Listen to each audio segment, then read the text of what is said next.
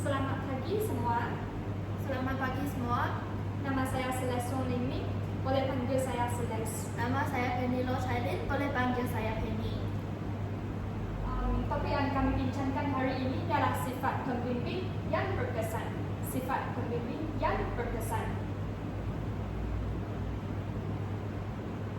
Isi kandungan yang akan kami bincangkan hari ini termasuklah pengenalan sifat pembimbing yang berkesan dan sifat-sifat pembimbing yang berkesan, iaitu kreatif dalam menyampaikan maklumat, memahami keadaan orang lain, mengambil berat dan bertimbang rasa, mempunyai kemahiran komunikasi, berkebolehan mempengaruhi orang lain, bertanggungjawab dan beramanat, kepentingan mempunyai sifat pembimbing yang berkesan, dan juga kesimpulan.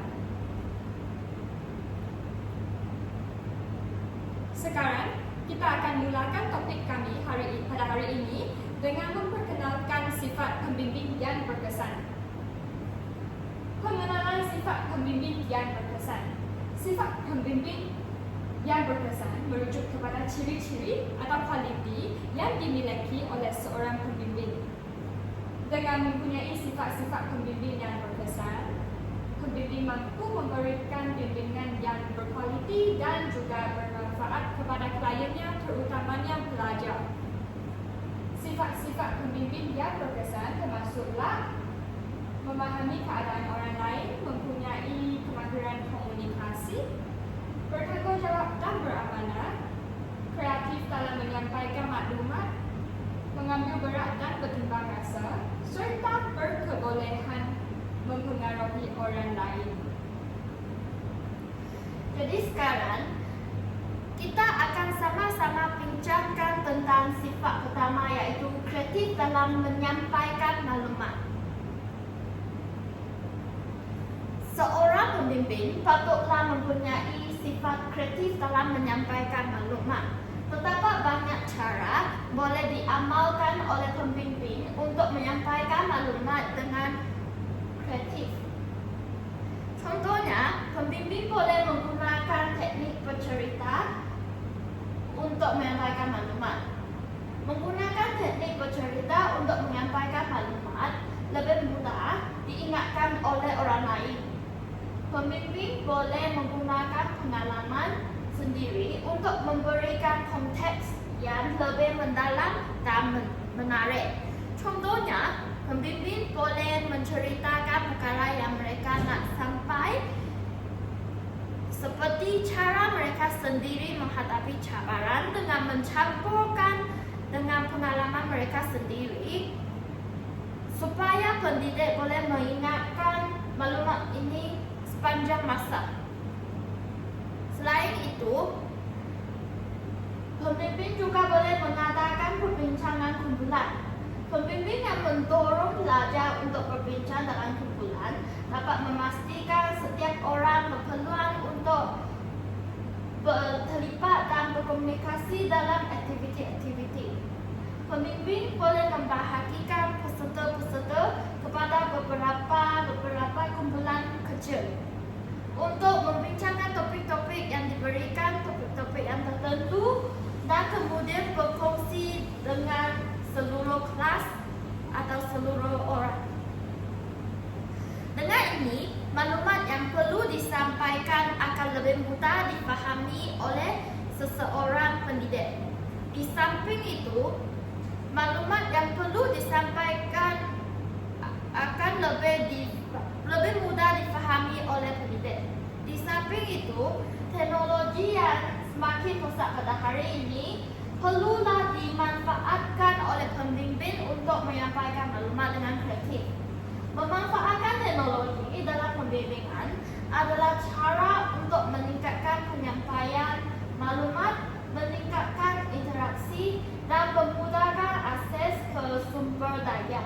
Aplikasi dan alat teknologi seperti platform pembelajaran online, forum perbincangan dapat membantu menyampaikan maklumat dengan cara yang lebih interaktif. Contohnya, pembimbing boleh menggunakan teknologi untuk membuat satu video atau apa-apa gambar dan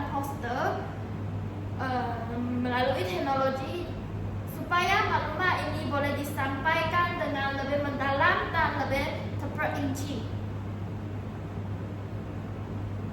Sekarang kita tengok antara salah satu sifat pemimpin yang berkesan ialah pemimpin tersebut haruslah memahami keadaan orang lain.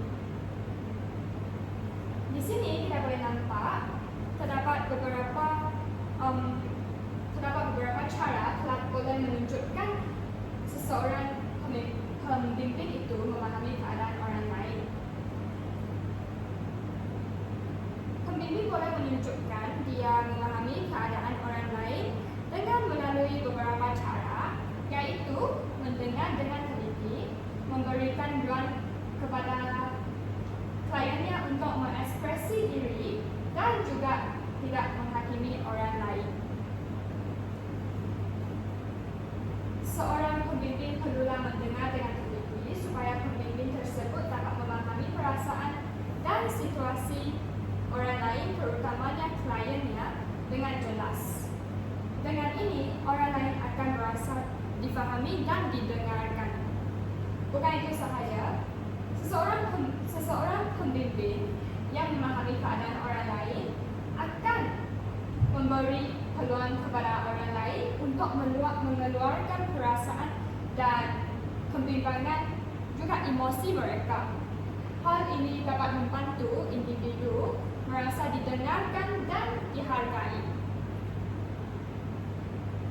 Tambahan pula, seseorang pemimpin yang memahami keadaan orang lain tidak akan menghakimi orang lain. Mereka akan memahami keadaan orang lain juga. Keadaan orang lain juga bererti mereka tidak akan terburu-buru dalam menilai atau menghakimi orang lain. Pemimpin yang berempati akan berusaha untuk memahami alasan klien mereka bertindak sedemikian sebelum memberikan panduan dan nasihat. Sebagai contoh, dalam situasi seorang pelajar sedang menghadapi masalah keluarga, pemimpin yang memahami keadaan orang lain bukan sahaja akan mendengar cerita pelajar tersebut dengan penuh perhatian, pemimpin akan memahami, tetapi juga mereka akan cuba untuk meletakkan dirinya dalam situasi pelajar tersebut. Pemimpin akan memahami emosi, memahami tekanan dan perasaan klien mereka tanpa menghakimi klien mereka. Contoh ini telah menunjukkan pemimpin yang mempunyai sifat untuk memahami keadaan orang lain, dapat memahami perspektif klien, dan seterusnya mengeratkan hubungan antara klien dengan pemimpin, serta meningkatkan keberkesanan proses bimbingan.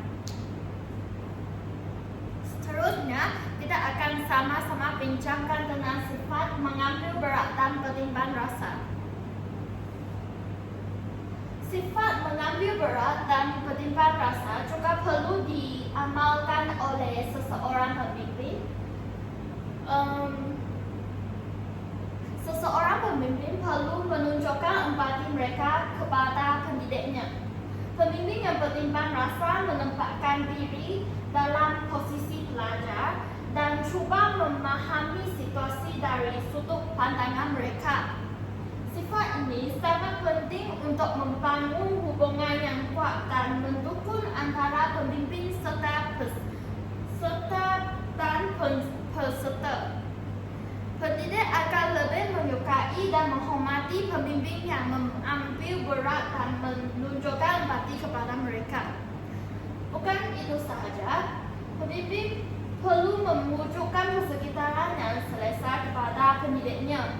Pemimpin yang mengambil berat berusaha mewujudkan persekitaran bimbingan yang nyaman, di mana klien merasa aman untuk berbicara dan berfungsi.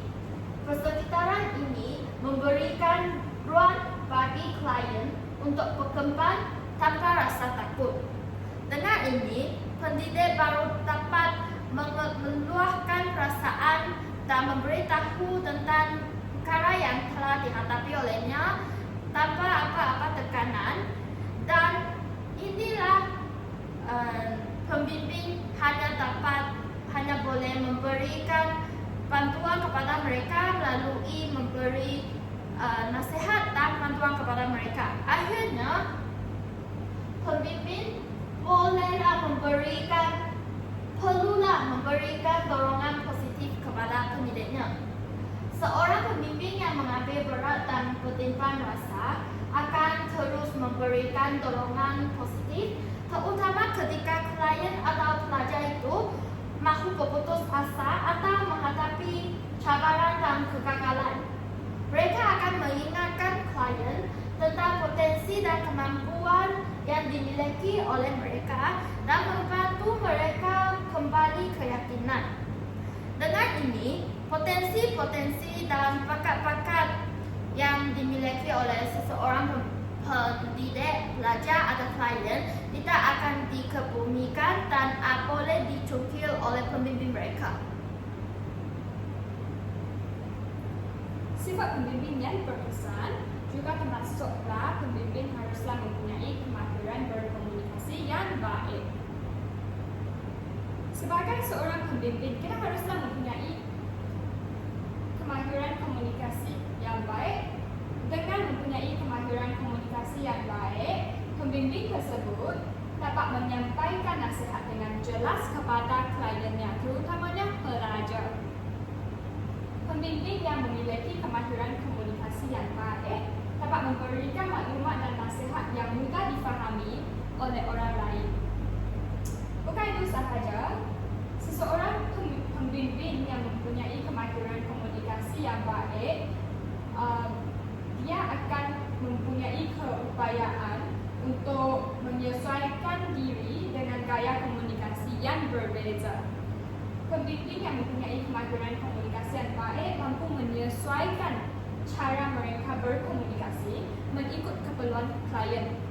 Sebab terdapat klien yang memerlukan penjelasan yang lebih terperinci, tetapi juga terdapat klien yang lebih selesa dengan penjelasan yang lebih ringkas. Seterusnya, seorang pembimbing yang mempunyai kemahiran komunikasi yang baik akan dapat memberikan maklum balas yang sesuai.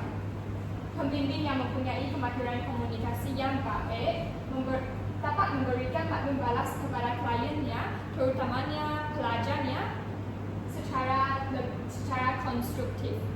Maklum balas yang jelas dan dihantar dengan empati membantu kliennya menerima panduan yang lebih baik. Sebagai contoh, kalau sekarang terdapat seorang pelajar yang menghadapi masalah dalam pelajaran, pembimbing yang mempunyai kemahiran komunikasi yang baik akan memberi maklum balas yang jelas, memberi nasihat yang mudah difahami kepada pelajar tersebut, serta memastikan pelajar berasa dia difahami dan didengarkan. Pembimbing yang mempunyai kemahiran komunikasi yang baik juga akan menyesuaikan bahasa dan pendekatan dia supaya bahasa dan pendekatan yang dia gunakan dapat selaraskan dengan tahap kefahaman pelajar dan menjadikan komunikasi dan proses bimbingan ini lebih berkesan. Jadi seterusnya, seseorang pembimbing juga perlu mempunyai sifat berkebolehan mempengaruhi orang lain. Salah satu cara yang amat penting kepada pembimbing untuk mempengaruhi orang lain ialah menjadi contoh teladan kepada pendidiknya.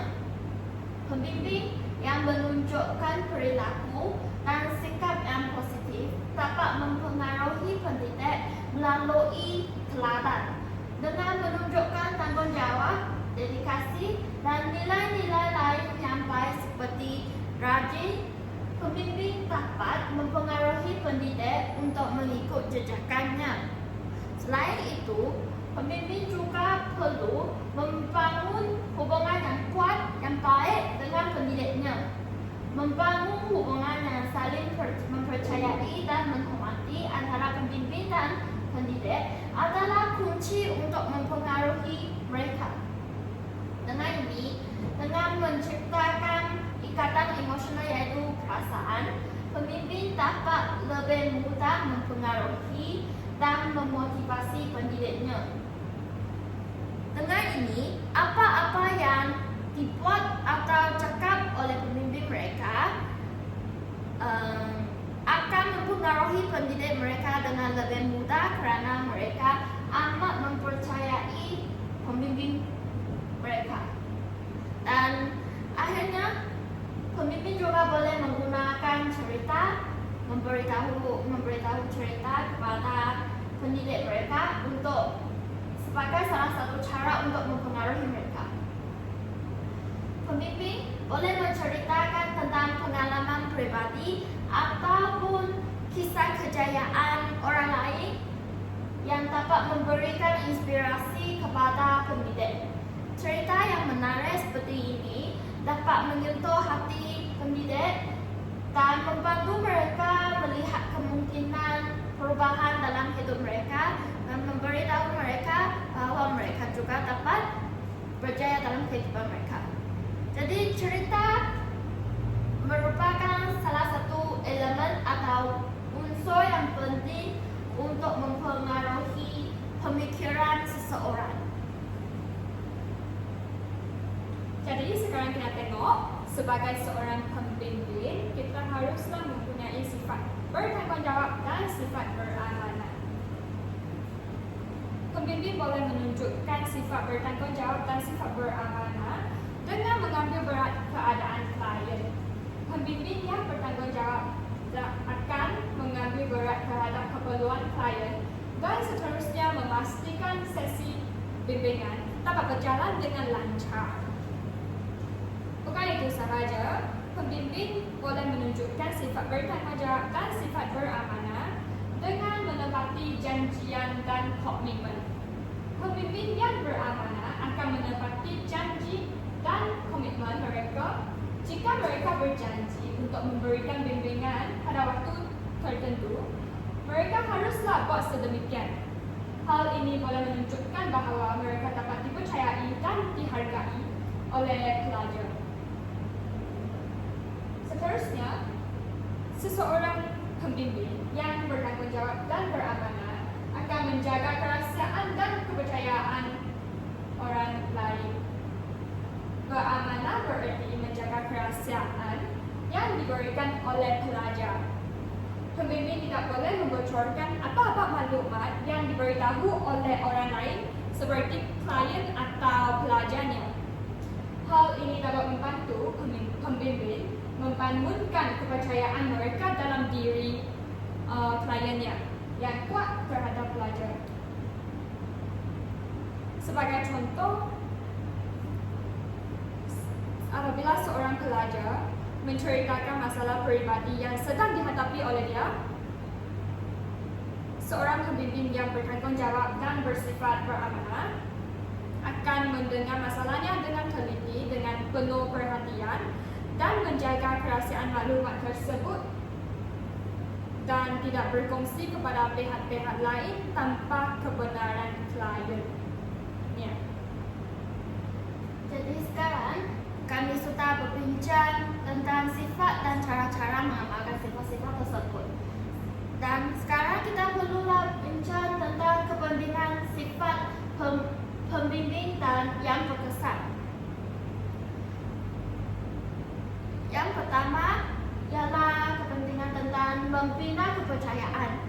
Sifat seperti bertanggungjawab dan beramanah membantu membina hubungan yang kukuh antara pembimbing dan klien atau pelajar, menjadikan klien lebih selesa berkongsi masalah.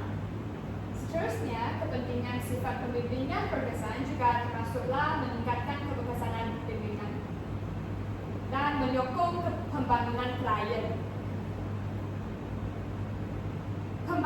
Pemahaman terhadap situasi klien membantu pembimbing memberi nasihat yang relevan dan meningkatkan keberhasilan proses bimbingan antara pembimbing dengan kliennya.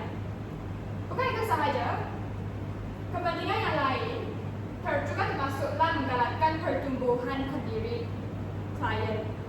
Pembimbing yang berkesan, pembimbing yang mempunyai sifat pembimbing yang berkesan akan membantu klien mengenal pasti kekuatan dan kelemahan diri serta memberikan motivasi untuk mereka memperbaiki diri.